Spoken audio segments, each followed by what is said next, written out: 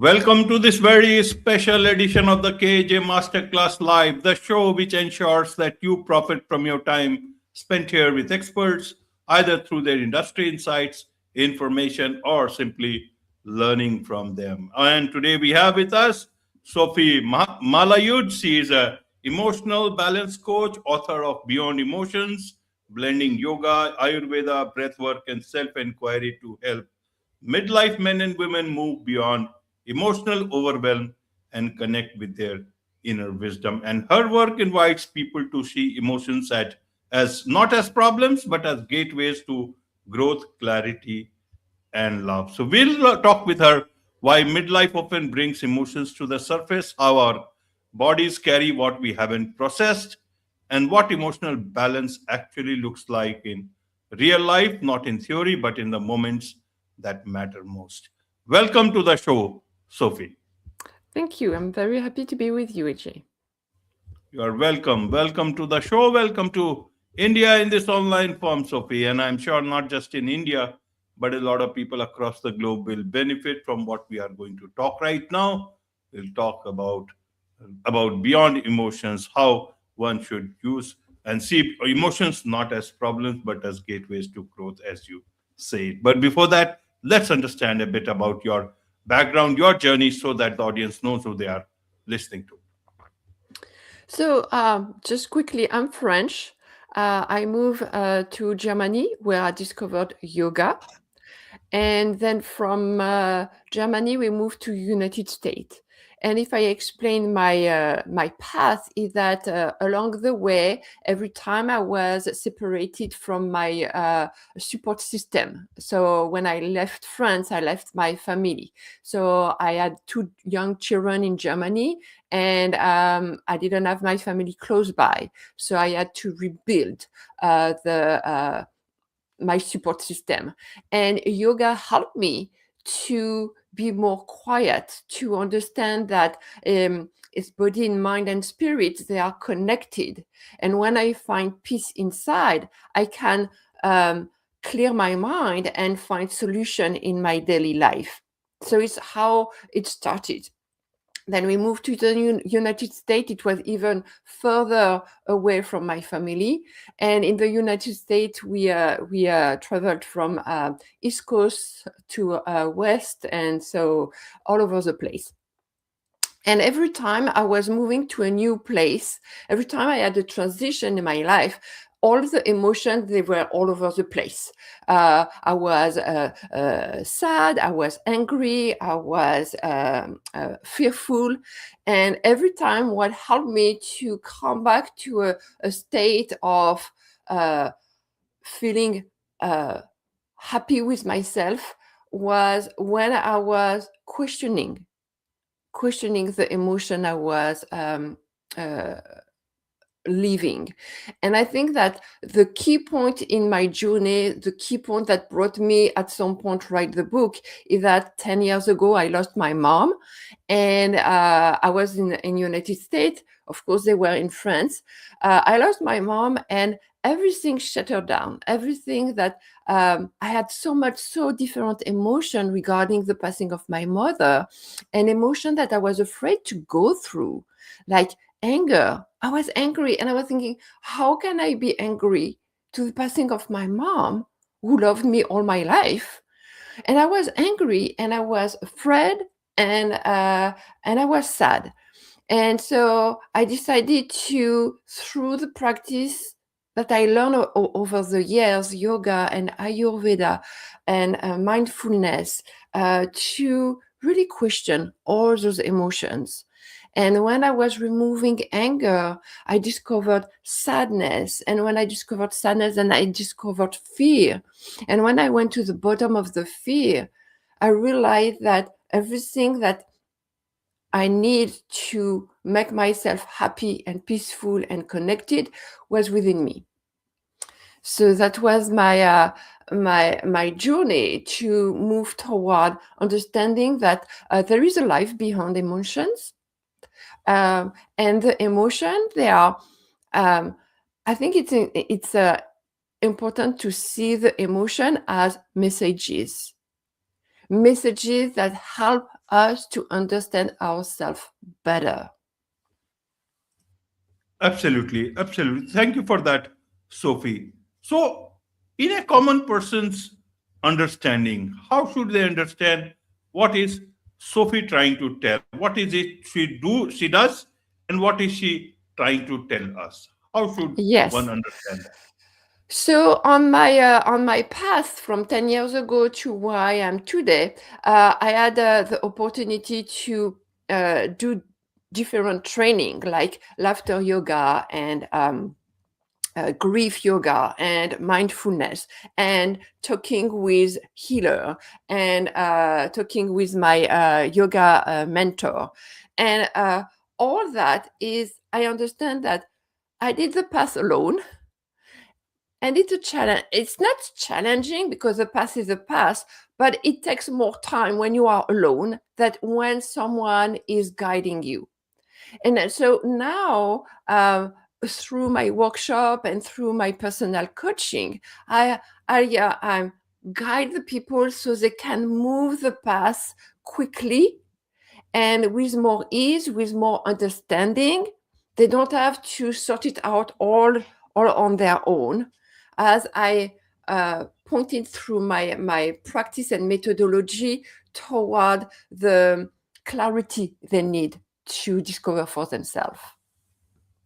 Absolutely, Sophie. Let me understand this way from a common person's understanding is that they will say, Sophie, emotions, we are all, human beings. Emotions we are made of, a lot of things are emotional for us. Some people are less, some people are more. Some people consider emotions of the past also memories as memories, and they value it, they cherish it. Some emotions are not good, some emotions are very good.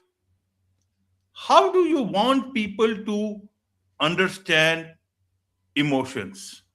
Help Okay. us understand from that ways, as well as we talk about emotional balance. Yeah. Help us understand from these two aspects from Okay. a common person's understanding. Yeah.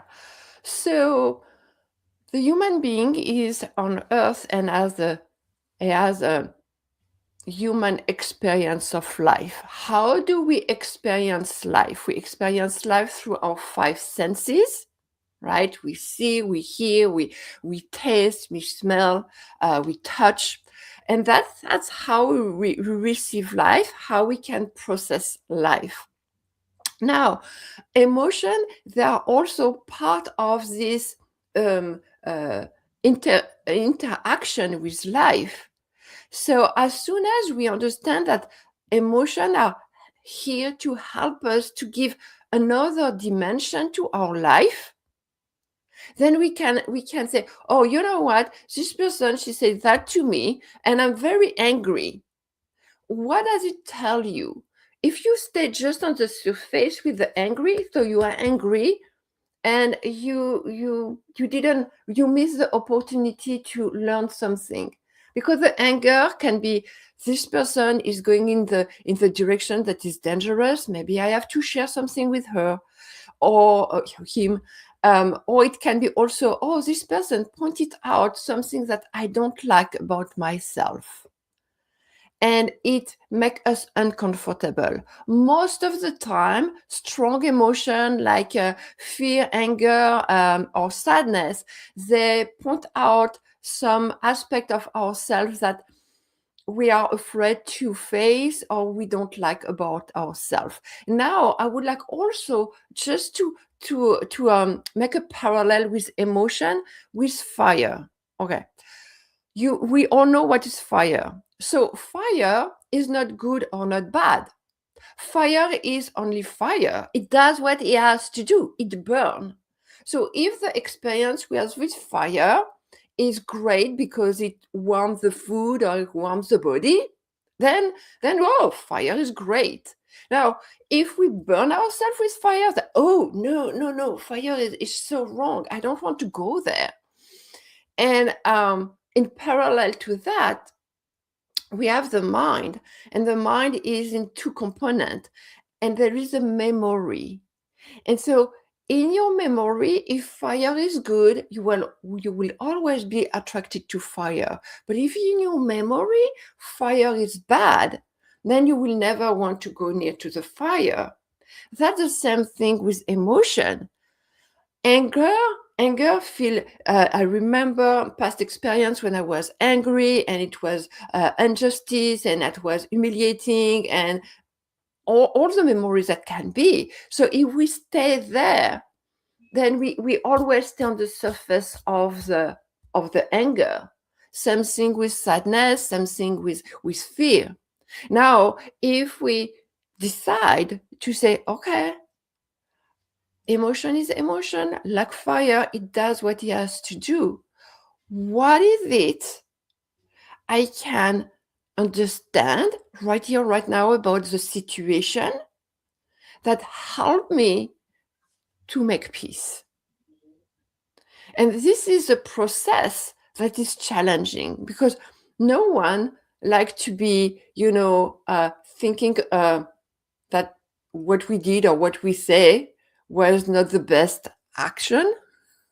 We always try to do the best, even in trying to do the best. Sometimes we make choices that are not the best for everyone else and even for us. So it's really about self-inquiry. That's the most challenging part. Absolutely. So, how do we achieve emotional balance in daily life? How does that look like for a common person? Yes. So the ability we have to be curious, question. So maybe on the moment you don't have time to question it, but take a moment later on to question what happened and the emotion that it triggered. For example, you are driving, there is a dog crossing the street. Well, you need to brake. So you brake, your breath is fast, your heart is beating, you brake, the dog go away, and then you are at ease to keep moving forward. Now, that if you right on the spot observe that, oh wow, my breath was fast, my heart was beating fast, and so I was afraid, but the fear was protecting me from a danger. So I was able to brake, let the dog go away, and now it's fine. Now the emotion did what it had to do. It saved me. I inhale, I exhale, I let go. And so it's how we can really think of emotion always on the spot. Now, a dog, it's not something that is really changing our lives, that letting a dog go and avoid an accident. There is stronger emotion, like when we have the end of a relationship, the end of a job, when we are grieving. So they require a little more personal work, but that's the same idea. That's the same idea. Is okay. I lost my job. I'm very angry at my ex-employer. It was unjust, and I feel that I am rejected. So what do I do with that? What can I learn from this emotion? I am angry. How come I am angry? Is it true that it's the end of the world? Is it really true that I'm not going to find another job? And how does it make me feel? Who would I be without this thought? And this process of self-inquiry and curiosity help us to go beyond emotions, make peace with the emotion, and remove the stress that emotions are creating in the body. And just on this topic, since also I'm very I receive a lot of knowledge through yoga and Ayurveda, I would say that the breath is a great doorway for us to release emotion. For example, if you are talking with someone and this person has a very story that is you feel very sad or you feel angry for the person that you cannot help or whatever, then remove the stress, exhale and move your body. So let the emotion are energy. So if we just talk the energy in us, then it stays in the body and the energy is not moving in the body. So as we keep the energy stuck in the body, they can settle down in the shoulder, in the neck, in the belly, in the chest. And then in this case, then you feel so tight. So on a regular basis, always remember to remove the stress and the emotion in a physical way. Exhale and move and dance and shake, whatever works, but help you to, okay, so the strength of the emotion, this energy that is stuck in my body, I remove it through my breath, I remove it through the movement. Now comes the part of self-inquiry. Self-inquiry can be journaling, it can be meditating, it can be talking with someone, a coach. I like the coach because the coach, they are always asking questions to help you to figure it out on your own and gain clarity. But if you like to talk with a therapist, then talk with the therapist or friend. So there is all those little techniques that we can use and to go beyond the emotion. Absolutely, absolutely, Sophie. Well explained. Now to understand it, its connection with midlife. You do a work with a lot of midlife men and women. What is emotions connection with midlife? Why only midlife? Means emotions we carry all throughout our life, but why specifically midlife? Yes, absolutely. I think that even when you are 5 years old, you have emotion that if you don't have the opportunity to process, can be a burden for the future. Midlife, I think that there is a part in our life when we went to school and then we learned a job and then maybe we got married and we had a family, and that at some point when the children are leaving the house, everything is a new chapter, a transition in life. And because in this time you have established yourself with your purpose, your job, then this is a moment of transition in the life when say, okay, what's going on? And because it's a natural moment of self-introspection, everything we didn't process before is coming up. And I think true, it can come at any stage. I think I relate to this stage because I am in this stage. My children, they are not with us anymore. And so I really was all those years when I was writing the book. So the book, it took me 18 months to write the book, but writing the book was for me a moment of introspection, is what's going on. And I really relate well with people in the same phase of life that I am. It doesn't mean that I cannot help someone younger, someone older.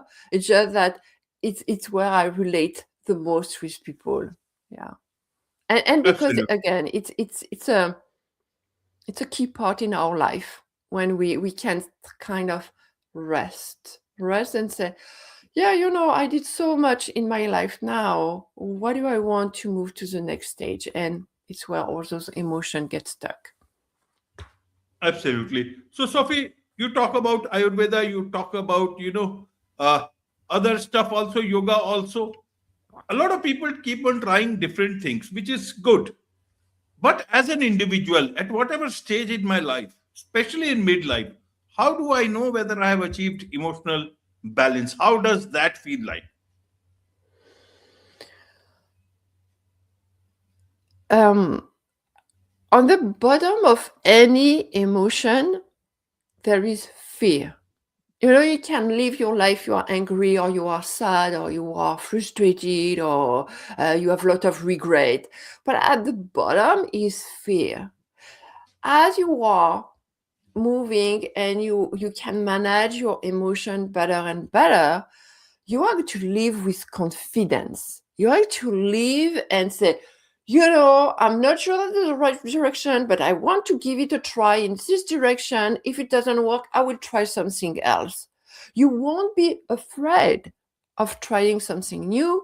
You won't be afraid to stand in strong in your shoes, telling that's the way I like to be. It's the way I like to dress. It's the way I like to live. So you are confident. So the more and more you are confident, I suppose that the more and more you are able to manage your emotion.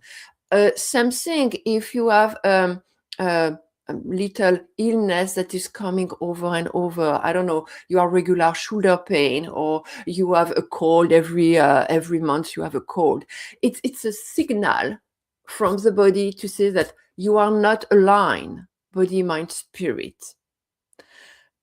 But to answer your question, again, the more you have confidence and you know who you are, what you are doing and how you are to do, then it's probably when you feel that, okay, I am able to manage my emotion with ease.